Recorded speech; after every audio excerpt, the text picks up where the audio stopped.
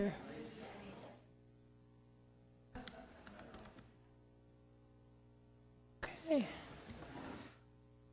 Great.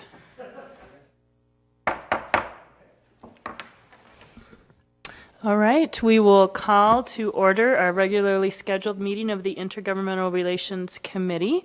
And my name is Elizabeth Glidden. I'm the chair of this committee, and I'm joined today by council members Cano, Fry, and Quincy, and together we are a quorum of this committee. We have 4 items on our agenda today. First is a receive and file report by the city attorney regarding the ethics officer report. So I was unclear if there was any comment on this, and I think the action is to receive and file. Mr. Ginder?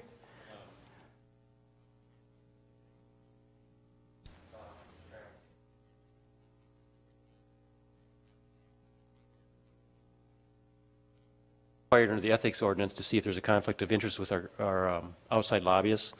And we have completed that review, and both the city attorney and the intergovernmental department believe that there is no conflict and that we're able to proceed with our lobbyists. Okay, thank you very much. And for members of this committee, I'll just say this is kind of a traditional thing that we do to do a conflicts check to make sure we're doing our best practices and evaluating those issues. Mr. Ranieri, did you want to? Madam Chair, this is just for our two state lobbying firms.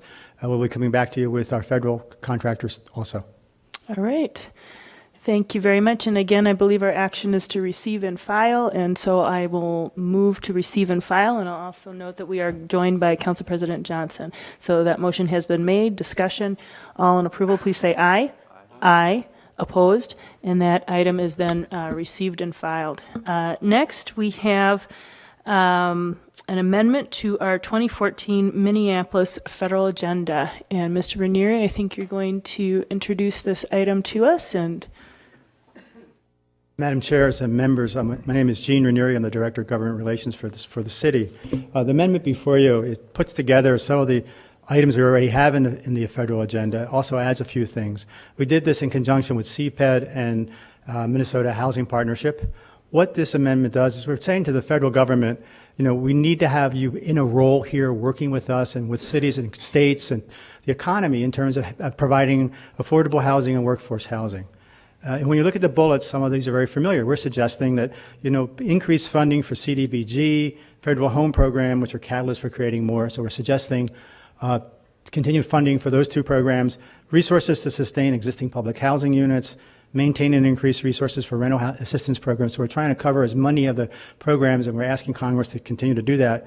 The new item, I think, is the bottom item, support federal tax code changes. One of the things that I think we're going to be seeing in the future is not just straight appropriations, but the Congress, maybe someday in the near future, will look at tax reform, and tax reform could include changing things like the mortgage interest tax reduction, and then maybe using that, and this is what this bullet says, to the mortgage tax interest deduction and for modifying the home mortgage reduction, and then using some of those changes to be used to fund low and moderate income housing programs and the Housing Trust Fund.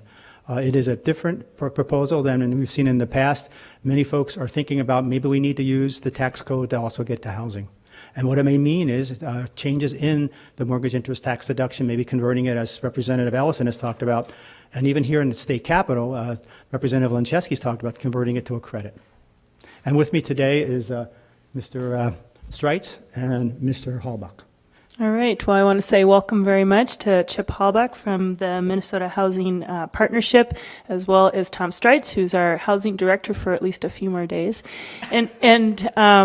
And again, the addition really has to do with focus on how to fund and some particular recommendations on how to fund the National Housing Trust Fund. And I didn't know if Mr. Streitz or Mr. Hallbach wanted to say anything about the National Housing Trust Fund, how it's utilized, or maybe the funding level now, just so we understand some context for the committee. Maybe both. Yeah. Madam Chair, committee members. They're friends. Good afternoon. Yeah. We're friends. Yeah. So, but thanks for inviting us over today. And real quick, and then I'll let Chip talk about the trust fund itself. But really, this is a response to an effort by Congressman Ellison, who's introduced a bill in Congress to change the mortgage interest deduction into a credit.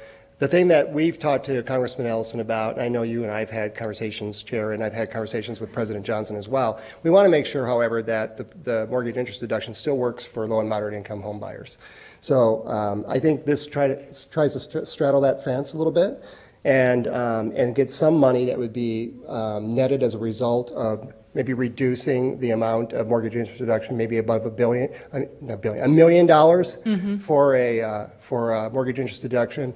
Second homes, yachts, things like that right now are deducted by people as mortgage interest deduction. And there's billions of dollars that are transferred from the federal government to individuals who are high worth individuals. And so this is an attempt to try to come to a place where we recognize the value of home ownership for middle income and low income people and higher income people, but it tries to get some of those savings into the National Affordable Housing Trust Fund. I'll let Mr. Hallbuck address that. All right, Mr. Hellbach, and I'll just note that we're also joined by Sherry Showquist, who also is part of our housing division. So thank you for being here. Mr. Hellbach. All right. Well, thank you very much. Again, I'm Chip Hallbach with Minnesota Housing Partnership, and I am part of a national campaign in support of the Housing Trust Fund that Tom Sprite spoke of.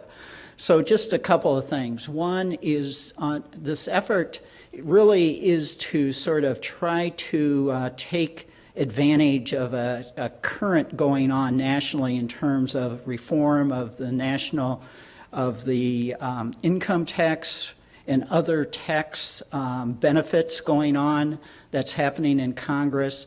But more than that, it is a statement about how we need to redirect resources to better help people who are in greatest need with housing. So in doing that, however, there's an acknowledgement that the existing mortgage interest deduction over time is increasingly going to higher and higher income people with the $1 million deduction that's on the books now. So Congressman Ellison and others have said, let's take another look at that in terms of the proposal. And in part for homeowners, it says by turning the mortgage interest deduction into a credit and to reduce the cap from $1 million down to $500,000, we are going to help more lower income homeowners. And nationally, the number of homeowners that would be supported by such a conversion would increase from 39 million to 55 million. So people now that don't itemize their deduction because it doesn't make sense because of their income category could get some benefit from the federal government for purchasing a home through a credit. The other end of this, of course, is to support the National Housing Trust Fund. And Congressman Ellison's bill, H.R. 1213, goes just a little bit further than the proposal coming out of the National Low-Income Housing Coalition in that it would use some resources that would be captured by that conversion of a deduction to a credit to also fund the National Housing Trust Fund, public housing repairs, the Section 8 program, project-based Section 8. So there's several other benefits in Congressman Ellison's approach. But both of the original approach in the Low-Income Housing Coalition and Congressman Ellison's approach are to benefit lowest income households with that money that would be freed up. And just very briefly, I'm sure you are aware of the increased homelessness going on in the city of Minneapolis, which is increasingly family homelessness, and more it's tied to economics that people with rents going up as they are, they just don't have the money to pay for stable housing. And that is what we've seen there is that there's in the metro area over 50,000 households that are in this bracket of 30% of median income, 30% or below. And that's the prime beneficiary of the Housing Trust Fund is to create new housing for people who are in that category. So we have more of those people. They're more likely to be at risk of homelessness with rents that are going up and with the vacancy rate as low as it is. And also, and this isn't as known, but we are losing a lot of the existing housing that's affordable to that population. I think there's been some work in Minneapolis to try to get a handle on that. But across the metro area, over the last decade, about half of all of the apartments that were affordable to households at 30% of median and below have been lost. It went down from about 70,000 units to 35,000 units. So we're seeing more people in that situation with fewer housing resources. So, I'm sorry. Finish your Congressman sentence. Ellison and this bill are meant to remedy that. And also, just Okay. one last point on this, is that the Met Council, in its work with the Housing Policy Group, also is projecting forward, and they believe that about over the next, or through the end of this decade, there will be an additional, and this is metro-wide again, 3,000 households each year that have that income at 30% of median and below. And the Minnesota Housing can testify it's extremely hard to reach that income group with housing resources. And so if we can bring some more federal resources into that pool, that would be of great benefit to the citizens of Minneapolis and across the metro area. Now, we don't believe, Okay. we don't believe that this bill is going to pass overnight, if ever. It really is a statement of principle as much as anything. But it's important to build momentum for this, to, one, get it on the radar of the tax writers in Congress, and also there's a greater chance of the reforming of Fannie Mae and Freddie Mac, which has just come out in a proposal in the last week or so, that in doing that, there would be funds directed to the Housing Trust Fund. So by making enough noise and getting enough support from groups around the country, including government bodies, the Minneapolis City Council, we hope to raise the elevation, or to elevate the visibility of this issue and this need, so that if this bill doesn't go through, maybe something else would be out there that would bring money into the National Housing Trust Fund, such as the bill by Senator Johnson of South Dakota to reform the Fannie Mae and Freddie Mac. All right. Thank you for joining us, Mr. Halbach. Okay, thank you. And then Council President Johnson. Thank you, Mr. Chair, Madam Chair. Mr. Halbach, perhaps you can help me understand now, when you're talking about right now, and I don't do our taxes, so I must admit that. Is there $1 million cap on the value of the home, or $1 million cap on the amount of interest that you can deduct? Sure, it's a cap on the mortgage. On the mortgage. Yeah, Okay, the $1 million okay. mortgage, and it's another $100,000 on equity loans, that sort. Okay, So it's okay. really 1.1 million is the max now, the maximum mortgage. Okay. Then the other question I had is, if you have a tax credit, then does the tax credit diminish as your income goes up? Then, do you know that? The tax credit would be a flat 15% on the mortgage interest that you paid, so it's really not related to your income. Okay. And with a maximum of the mortgage being $500,000, so that the interest on a mortgage up to $500,000, you would multiply that times 1.15, 15%, and that would be a credit which you would subtract from the taxes you would otherwise owe. Okay, great. Thank you so much. That's very helpful.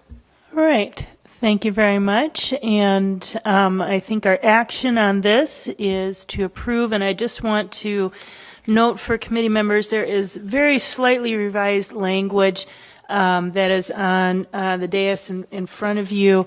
And I'll maybe read the section that relates specifically to the tax code changes that might support the National Housing Trust Fund has been described to us. And that statement is support federal tax code changes, including the mortgage interest tax deduction in whole or in part to a tax credit, and reducing the maximum home mortgage so that the code changes are structured to assist first-time and moderate income households in finding a home and providing funding for the National Housing Trust Fund. So with that, I'm going to move approval of the recommended amendment to the policy initiative section of our 2014 Minneapolis federal agenda, as is before you. Discussion on that motion?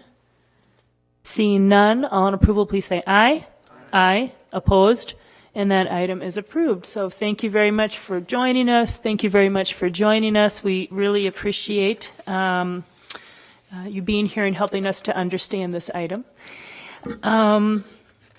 And interestingly, we have I think, a good related report coming up now. And Mr. Ranieri, maybe you want to introduce the next item. Madam Chair, the Housing Finance Agency, Tanya Orr is, I think, Deputy Commissioner for the Housing Finance Agency. I've known Ms. Orr since before I had gray hair. We worked a lot together in lots of housing issues. She's been asked, I've requested that she come and talk to us about what the agency does, but more importantly, what some of the difficulties trying to cite affordable housing throughout the region. People are concerned about concentrations of poverty, concentrations of affordable and subsidized housing. What are some of the barriers and what are some of the things that the agency's trying to do and what we can do to try and have more dispersal? I know last week we talked about this. I think Councilmember Fry raised some questions about some ideas. And so Ms. Orr? Thank you so much for joining us today. We really appreciate it. Thank you for having me. Just for the record, I'm Tanya Orr. I'm an Assistant Commissioner with the Housing Finance Agency. And we really appreciate the opportunity to address you. I'm going to provide like 2 minutes of what the Housing Finance Agency is, because it's sort of a mystery to some people. And I thought I'd talk a little bit about sort of the collaborative efforts that are necessary to produce affordable housing, and then briefly talk about some policy priorities and trends. The Housing Finance Agency is a state agency with a mission to provide safe, decent, and affordable housing and build stronger communities across the state. It has a national reputation as being one of the finest housing finance agencies in the country, and it has built an enduring alliance among partners in the for-profit, nonprofit, and government sectors in order to help achieve its mission. We offer products and services to Minnesotans to help them buy and fix up their homes, to stabilize neighborhoods, communities, and families. We also support the development of affordable rental housing through both financing and long-term asset management. We've pioneered a very successful model for supportive housing to help stabilize the lives of people who have experienced homelessness. We have 5 strategic priorities. They are to preserve federally assisted rental housing, to promote and support successful homeownership, to address specific and critical rental housing needs across the state, to prevent and end homelessness, and to prevent foreclosure and support community recovery efforts. So I'm just going to give you a couple of highlights of our work from last year. We served over 63,000 households. 55% of the homeowners that we served had annual incomes of under $50,000. We provided $781 million in funding for housing. We assisted more than 15,000 home buyers, and 23% of those home buyers were households of color. 75% of the renters we assisted had annual incomes of $20,000. So you can see that we try and provide a range of services that serve the spectrum of households who need affordable housing. So here are just a couple of factoids that sort of provide the context in which we operate. More than 600,000 households in Minnesota pay more than 30% of their income for housing. And more than 10,000 Minnesotans are homeless on any given day. Of the households who are housing cost burdened, about 2/3 of those have incomes below $50,000. In Minneapolis, nearly 40% of the households are housing cost burdened. That's 53,000 households in Minneapolis. 67% of the households with incomes below $50,000 are housing cost burdened. So we sort of have our work cut out for us. One of the points I want to make is that funding of affordable housing is really and truly a collaborative effort. In the last funding round, the fall of 2013, Minnesota Housing funded 10 homeownership projects in Minneapolis with 44 units, and we provided $1.7 million in deferred loans. In addition, we funded 6 rental housing projects in Minneapolis, providing $6.2 million in deferred loan funding. The projects in total had $60 million in total development costs. The homeownership projects had a minimum of one other funding source besides Minnesota Housing, and many of them had 3 to 4 funding sources in addition to the agency funds. So that included county money, Metropolitan Council money, Hennepin County money, charitable contributions, and contributions from banks. On the rental side, which was producing both new construction and rehab, it was fairly common to have 9 funding sources, which makes it very complicated. These included, again, the Met Council, the city. Often the city had several different pots of money that it provided, the housing tax credits, historic tax credits, Metropolitan Council money. So we can't do affordable housing. No one entity can do affordable housing on its own. We have what we call a consolidated request for proposals that happens every year. We put most of our money on the table to make available for housing applicants. With the city of Minneapolis, we request input on the applications that we receive for projects in Minneapolis. We ask the city to prioritize the applications, and then we take that prioritization into account as we review applications. Now, I'm not going to pretend that the city's always happy with our final decision. We do not have enough money to fund every application, but we do make a special effort to understand why the city has prioritized something and look at it quite closely.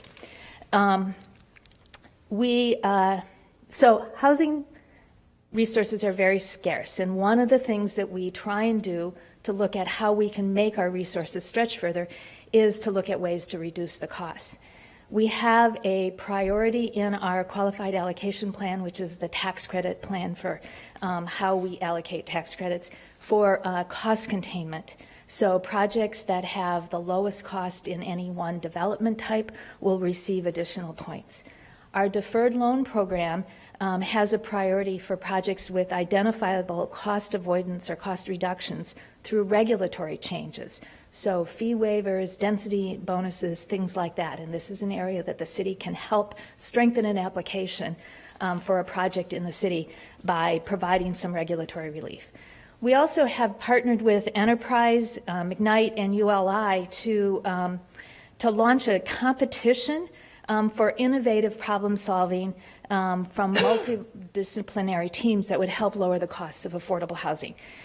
We've recently selected 3 finalists that will look at things like can you reduce the design costs by looking at sort of building archetypes. What do we know about how state and local regulatory costs drive the costs of affordable housing, and what are the best practices and what produces the most bang for the buck? And how do we right-size reserves, which through a guarantee program, which would also help with the soft costs. We at the Housing Finance Agency give a priority to projects that promote economic integration and have access to jobs, services, and transportation.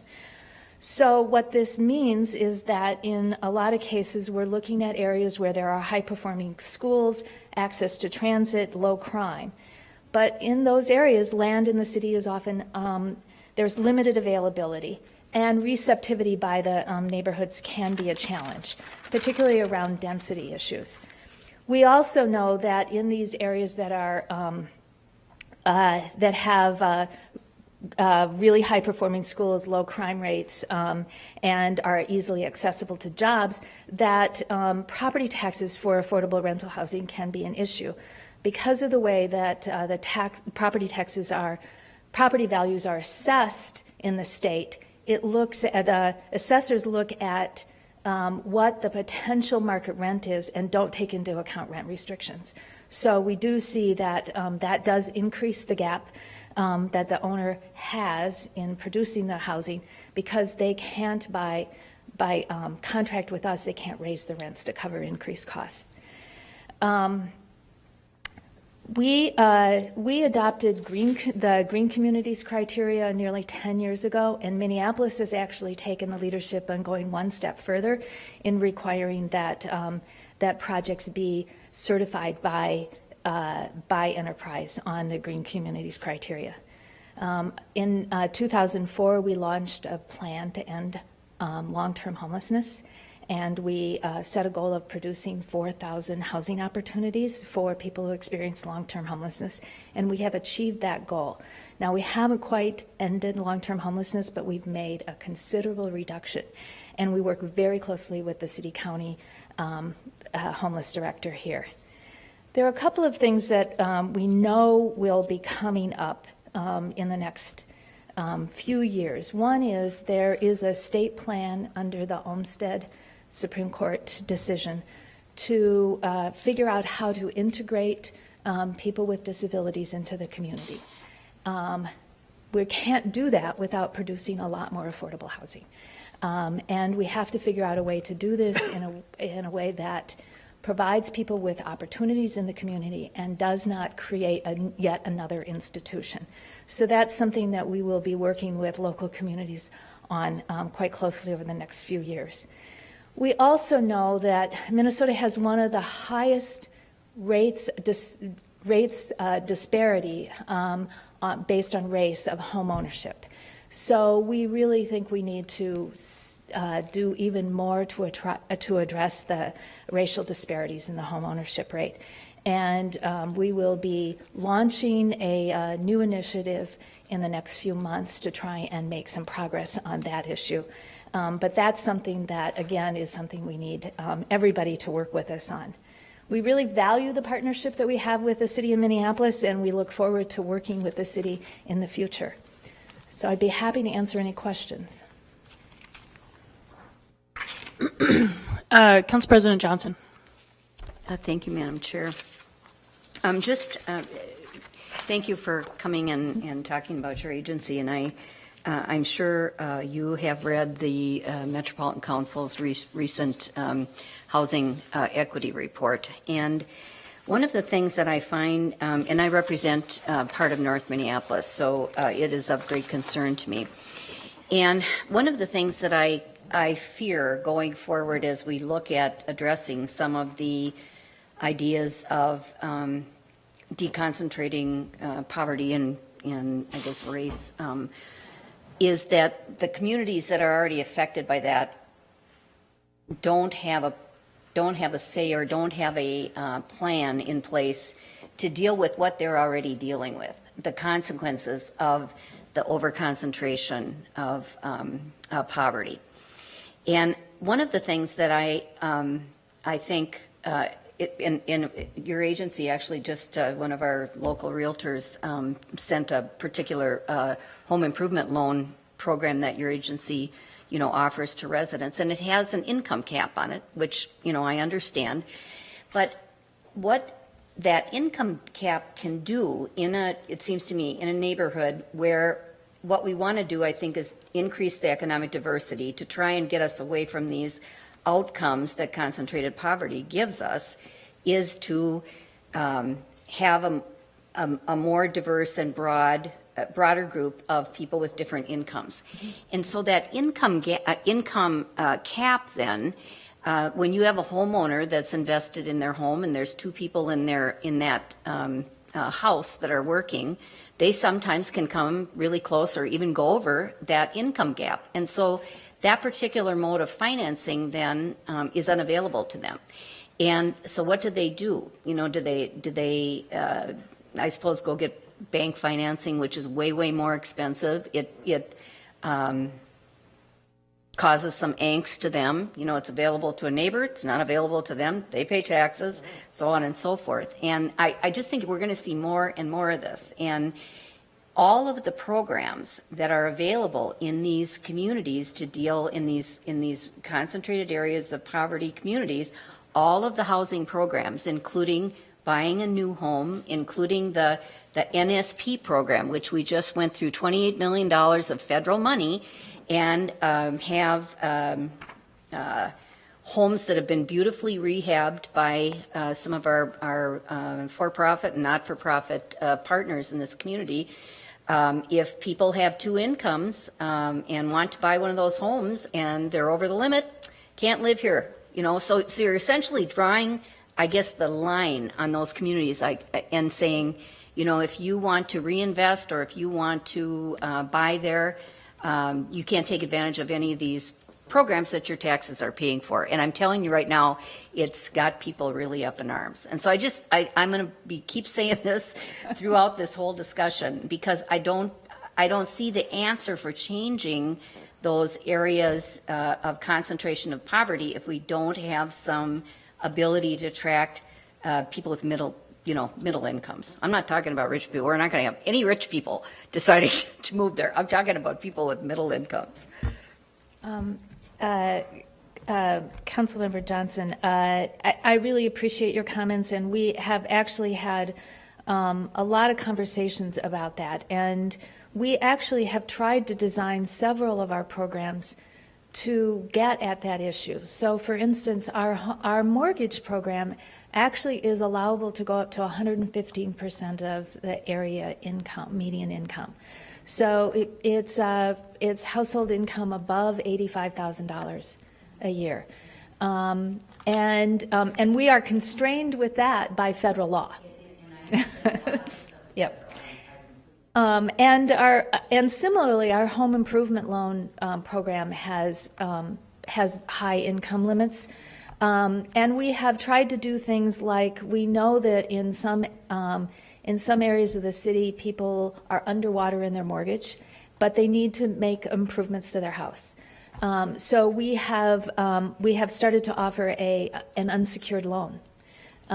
So we're taking some additional risk, but that's what people need. So we have some constraints by federal law. We have some constraints by resources, but we really do try and serve a spectrum of incomes. It may not work for everyone, but we think that particularly in the metro area where the median incomes are fairly high, that it does go fairly high up in the spectrum of incomes. So I appreciate that this is an issue. We have worked with Minneapolis on their Minneapolis Advantage program to help attract more middle-income people. I think that the work that's been done to rehab a lot of the homes in areas that have been hard hit by the foreclosure crisis is another way you can attract people, by having really nice-looking properties. So unfortunately, we can't serve everyone. And the people who are above our income limits, generally we believe that they can get favorable financing in the private sector, and that's part of the reason that we have the income limits we have. Thank you, Council President Johnson. I have a couple questions. One is, you mentioned, and I just wasn't clear if what you were referring to when you said you had something coming forward that is more specific addressing racial disparities. Is that a policy framework where we would have an opportunity to comment and offer input, or is it a program?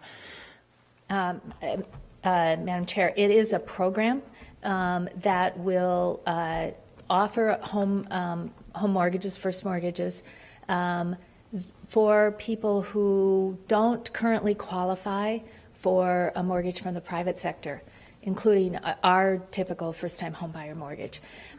We recognize that after the financial crisis, credit restrictions got incredibly tight, and people who have a good history of making their rent payments, and their rent payments are very similar to what they would make on a mortgage, are excluded from the mortgage market right now. And so we intend to offer something that would address that. And it does it disproportionately impacts households of color. Well, we'll look forward to seeing. And when did you think that was going to be released? This summer. Sometime this summer. Okay, we'll look forward to that. And then I have one last question. Council Member Quincy, who is to my right, or maybe you were going to ask I don't want to take your thunder. Okay. Well, I was going to say that he was very instrumental in the city's still fairly new policy around senior housing, that we are trying to ensure that we are a city that thinks about life cycle housing, that we're thinking about all incomes and all configurations of housing that would be attractive to seniors, as we are an aging population in the city as well as in much of the state.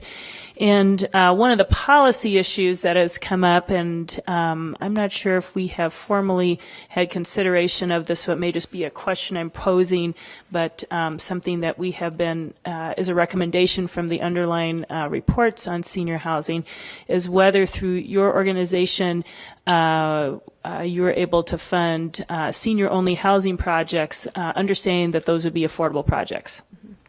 Madam Chair, in fact, we can fund senior-only housing.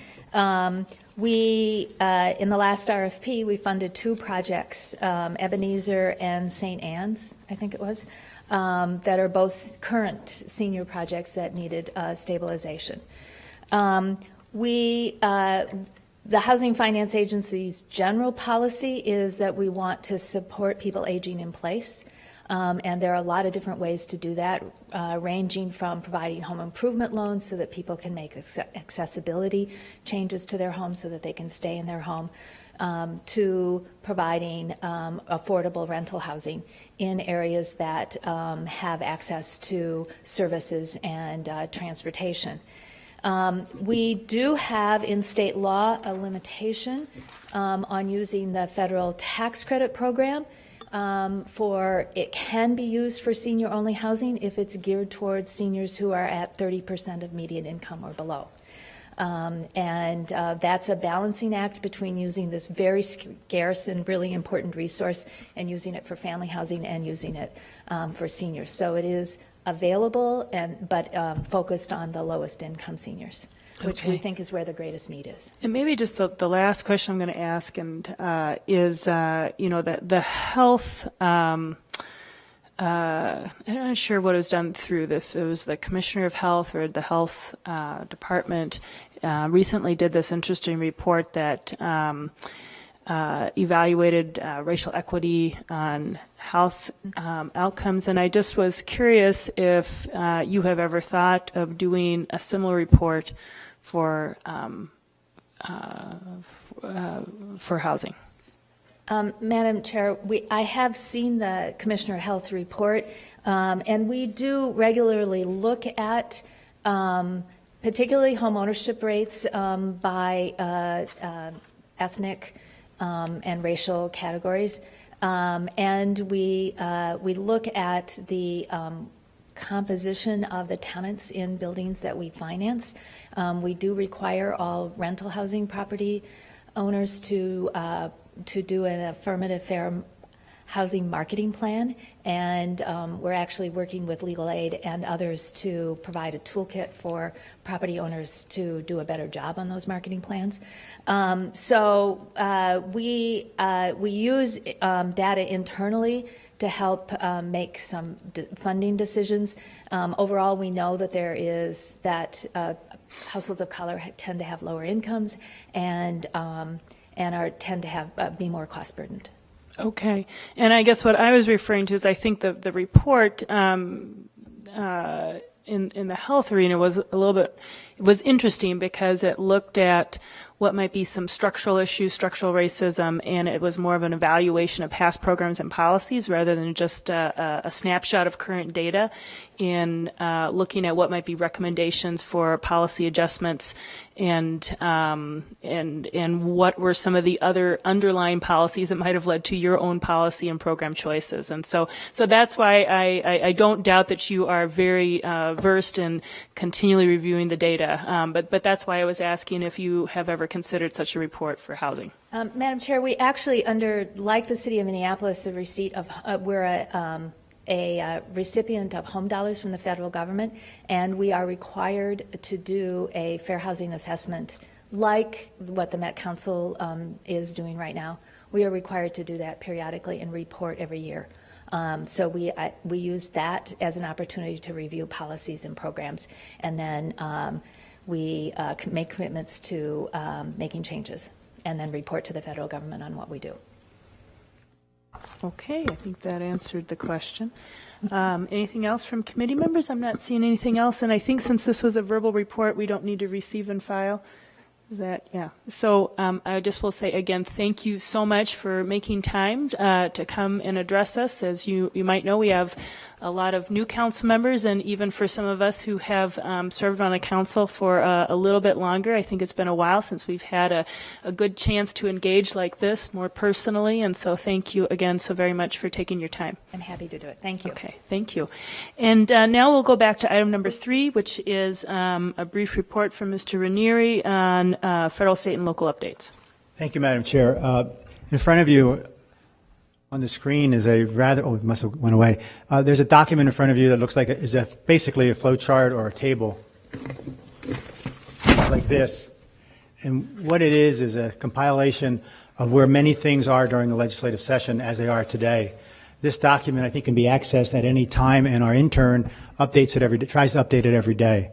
Some of the items that I just go over briefly are how we do the document. It has the section of the legislative program, so like city livability or affordable housing, specific issues, the House number, the Senate file number, the author, the short description, where it's at in both the House and the Senate. As you can see, many of the items on that list are just either been introduced or out of one committee, and not very many have been signed by the governor. Many are on to the next hearing.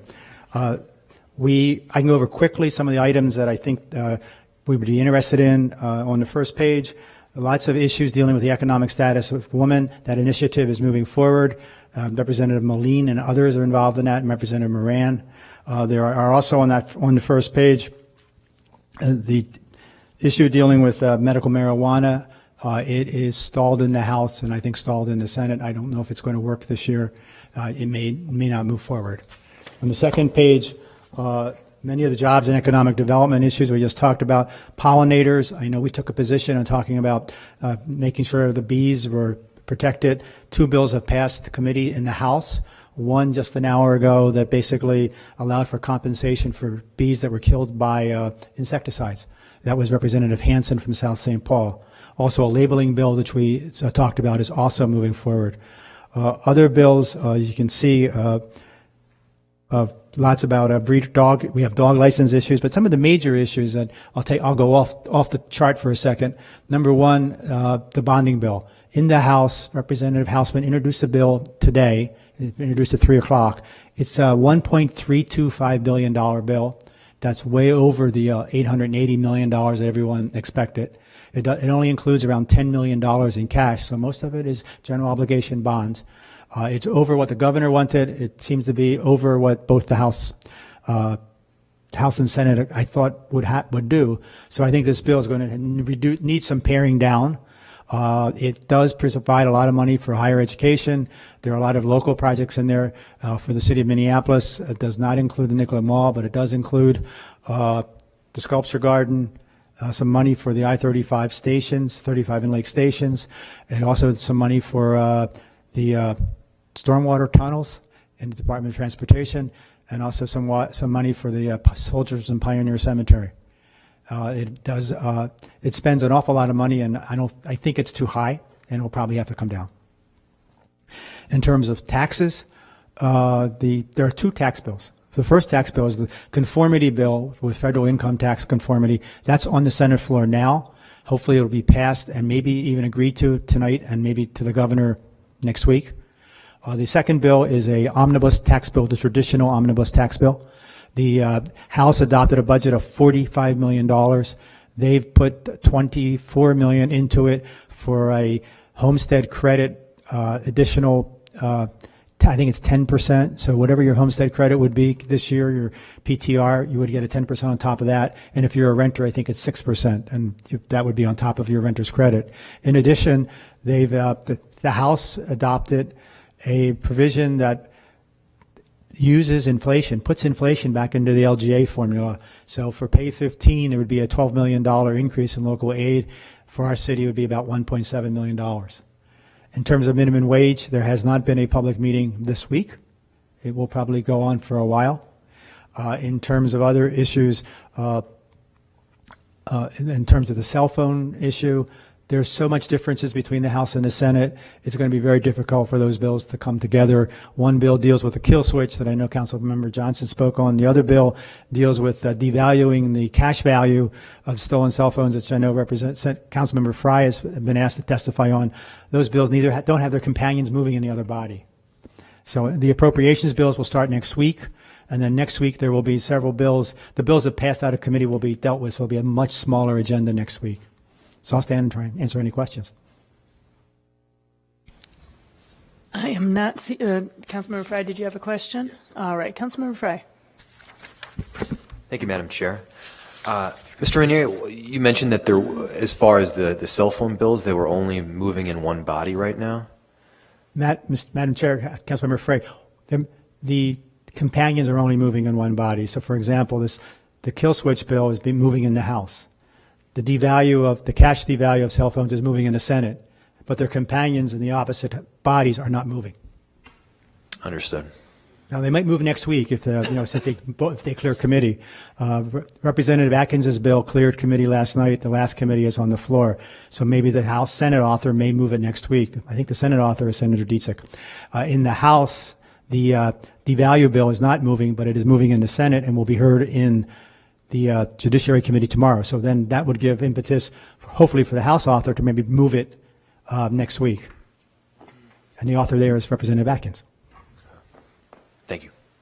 All right, I'm not seeing other questions, so thank you very much. As I don't know if Mr. Ranieri quite expressed how frantic and hard he and his staff are working. I think you have a deadline tomorrow that is putting some pressure again on everything, and it's just an unusual and short session. So want to thank you for your work, and I see you have one additional closing remark. Or Madam Chair, yes, do sir. you want to mention the liquor amendments? Oh, please do. Please do.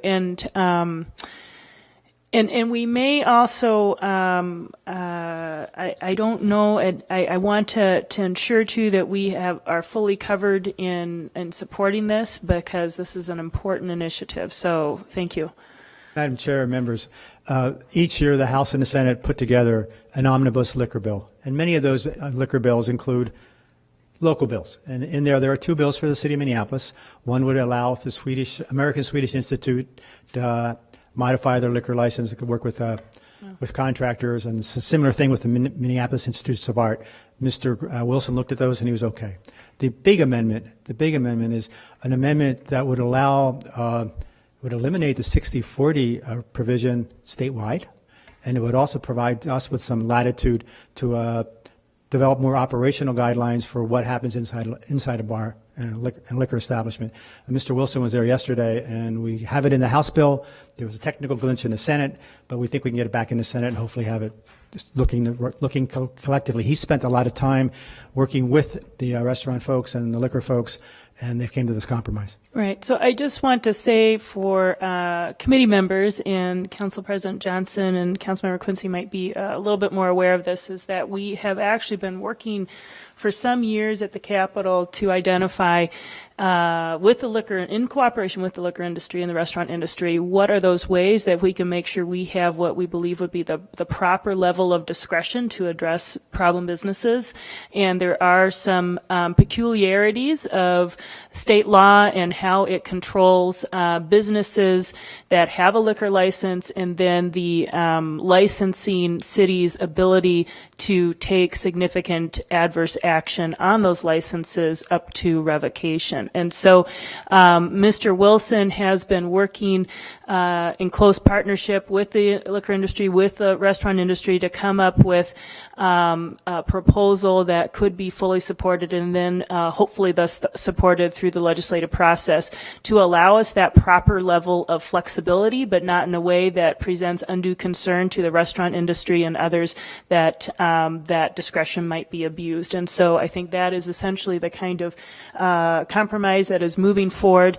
Just to put this in a little bit more of a context of some ideas that I think are more in the community and have not yet gone through the policy adoption process of the council, so I want to be clear about that, but there is a conversation that is ongoing now in the community and with some of the council members and with city staff about eliminating or changing food to alcohol ratios because some of those tools for regulating businesses maybe have some maybe just a little bit outdated. They are not fitting some of the economic realities of prices of alcohol and food, and so we're cognizant of that. The community is organizing around these issues. We certainly in Minneapolis support our restaurant industry wholeheartedly, but we need to make sure too that restaurants have the proper regulatory framework around them so that our licensing folks are able to take proper action if it's warranted. So that's essentially what's moving forward. It is a big deal. It's been introduced somewhat late, so it's really due to, I think, Mr. Ranieri and his skill and Ms. Lesh to be able to get it into the process this late in the session due to the deadlines that we've had. So I just want to say again, thank you to Mr. Ranieri and Ms. Lesh, and we will see what happens. I don't know if there's questions from committee members. Okay, Councilmember Quincy has one more question. Thank you, Madam Chair. I didn't have any question on that particular item. Appreciate the work on that, though. I wanted to just take a moment to acknowledge and thank you and your staff for your assistance in getting us ready to go to the National League of Cities Conference last week. We had very productive meetings with our legislators, and a lot of that was due to the preparation by Ms. Bergman of putting those things together. Those briefing materials, and I wanted to highlight in particular the relationship with some of our lobbyists on staff, especially around aviation issues, and how that work continues to foster relationships between our federal delegation as well as community members and folks involved in Minnesota League of Cities. So thank you for that work. Thank you for that moment of acknowledgement. Thank you, Mr. Chairman, and Councilmember Quincy and Ms. Bergman did a heck of a job. Only being on board for 2 months, she did a great job, and we appreciate that. Thank you. All right, and with that, I think we're going to receive and file the report from Mr. Ranieri, and so I will move to receive and file. Discussion. Seeing none, all in approval, please say aye. Aye. Opposed? That item is approved, and I think with that, we've concluded with our agenda. Anything else? All right, then. We are adjourned. Thank you.